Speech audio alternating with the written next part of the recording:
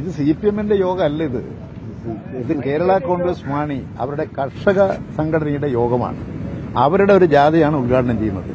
നിങ്ങൾക്ക് CPM-നെ കുറിച്ച് അറിയണമെങ്കിൽ CPM നേതാക്കൾ എന്നുള്ള നിലയിൽ പാർട്ടി ഓഫീസിലോ അല്ലെങ്കിൽ CPM നേതാക്കളെയോ നേരിട്ട് പോയി കണ്ട് സംസാരിക്കാം.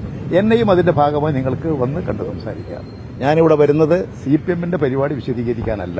ഇപ്പൊ ഞാൻ വരുന്നത് ഇടതുപക്ഷ ജനാധിപത്യ മുന്നണിയുടെ ഒരു പൊതു തത്വത്തിന്റെ ഭാഗമായി ഞങ്ങളുടെ എല്ലാ ഘടക പാർട്ടികളും തമ്മിൽ വളരെ സൌഹാർദ്ദത്തിലും സാഹോദര്യത്തിലും ഒരു മനസ്സോടുകൂടി ചിന്തിക്കുകയും ചെയ്യുന്നവരാണ്.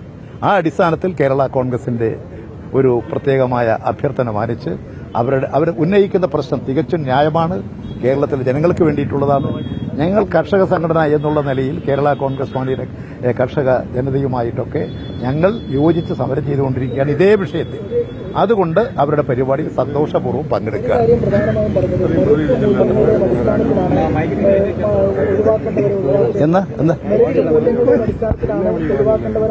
അല്ല, ഞാൻ പറഞ്ഞ മനസ്സിൽ ഇത് കേരള കോൺഗ്രസ് മാണിയുടെ അവരുടെ കർഷക ജനതയുടെ ജാഥയാണ്.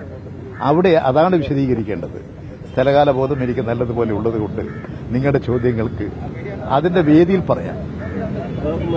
ഒരു കാര്യം, നമ്മുടെ ആശാ വർക്കേഴ്സിന്റെ സമരം ഒരു മാസം കഴിഞ്ഞിരിക്കുന്നു.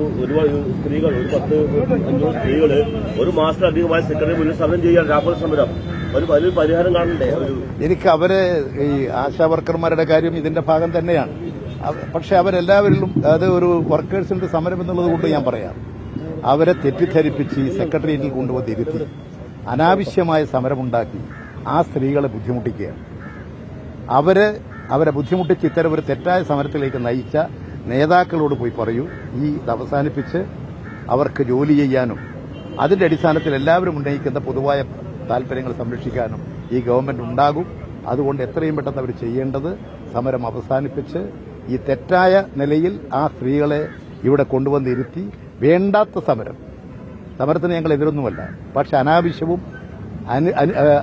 ആവശ്യമില്ലാത്ത സമയത്ത് ഈ സമരം രാഷ്ട്രീയ ലക്ഷ്യത്തോടുകൂടി ചിലരുടെ ബുദ്ധിയിൽ നിന്ന് ഉദിച്ചു വന്നതാണ്.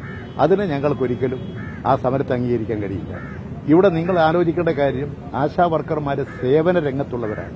കേന്ദ്ര ഗവൺമെന്റിന്റെ നിയമത്തിനനുസരിച്ചിട്ടാണ് അവരെ നമ്മുടെ ആരോഗ്യ വകുപ്പ് നിയമിക്കുന്നത്. ആ നിയമിക്കുന്നത് സേവന സർവീസ് മേഖലയാണ്. അതിന് സന്നദ്ധരായിട്ടുള്ള ആളുകളെ നിയമിക്കലായിരുന്നു. ആദ്യം ഇതിന് കാശൊന്നും കൊടുത്തിരുന്നില്ല, സന്നദ്ധരായ ആളുകൾ നിശ്ചയിക്കും. പിന്നെയാണ് അവർക്കൊരു 600 രൂപ കൊടുത്തത്. പിന്നെ അത് ഉമ്മൻചാണ്ടിയുടെ കാലത്ത് 1000 ആക്കി.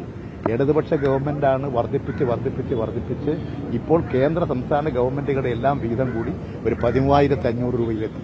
ഞാൻ പറയുന്നത് ഇതുപോലെ നിങ്ങൾ കാണേണ്ട ഒരു കാര്യം ഏതെല്ലാം മേഖലയിലുള്ളവർക്കുണ്ട്. ആശാ വർക്കർമാരത് മാത്രമാണ്. ഞങ്ങൾക്ക് ഈ കേരളം ആകെ കാണണ്ടേ? ഞങ്ങൾക്ക് ആകെ പ്രശ്നം കാണണ്ടേ?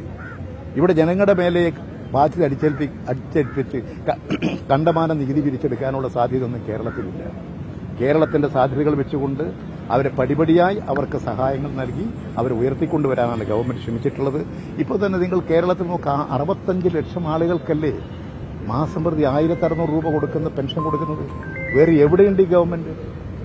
ഇതെല്ലാം ആലോചിച്ച് വേണ്ടേ ഇത്തരം തെറ്റായിട്ടുള്ള തരത്തിൽ ഒരു ജീവനക്കാരെ സേവന സന്നദ്ധരായിട്ടുള്ളവരെ വഴിതെറ്റിപ്പിച്ച് ഈ സേവന രംഗത്ത് നിന്ന് അവരെ പിൻവലിപ്പിക്കാൻ ശ്രമിക്കുന്ന ഈ ചില ദുഷ്ടശക്തികളുടെ ദുഷ്ടലാക്കോട് കൂടിയിട്ടുള്ള ഒരു സമരമാണിത്. അതുകൊണ്ട് എനിക്ക് എല്ലാ സഹോദരിമാരോടും അഭ്യർത്ഥിക്കാനുള്ളത്, ഈ സമരത്തിന്റെ യാഥാർത്ഥ്യം നിങ്ങൾ മനസ്സിലാക്കണം. നിങ്ങളെ തെറ്റിദ്ധരിപ്പിക്കുന്നവരെക്കുറിച്ച് മനസ്സിലാക്കണം. അതിന്റെ അടിസ്ഥാനത്തിൽ എത്രയും പെട്ടെന്ന് സമരം അവസാനിപ്പിച്ച് നിങ്ങൾ ജോലിയിലേക്ക് പ്രവേശിക്കൂ. ഈ ഗവൺമെന്റ് എന്നും ആശാ വർക്കർമാരോടൊപ്പമാണ്, പാവപ്പെട്ടവരോടൊപ്പമാണ്, കൃഷിക്കാരോടൊപ്പമാണ്, തൊഴിലാളികളോടൊപ്പമാണ്, ഇവിടുത്തെ സാധാരണ നമ്മുടെ തൊഴിലുറപ്പുകാരോടൊപ്പമാണ്. ഇതുപോലെ തന്നെയുള്ള പാചക തൊഴിലാളികളുണ്ട്, അവരോടൊപ്പമാണ്. അത്തരത്തിലുള്ളൊരു ഗവൺമെന്റാണ് ഇവിടെ ഉള്ളത്. ആ ഗവൺമെന്റാണുള്ളതെന്ന് മനസ്സിലാക്കി അവർ പ്രവർത്തിക്കണം എന്നാണ് അവരോട് അഭ്യർത്ഥിക്കുന്നത്.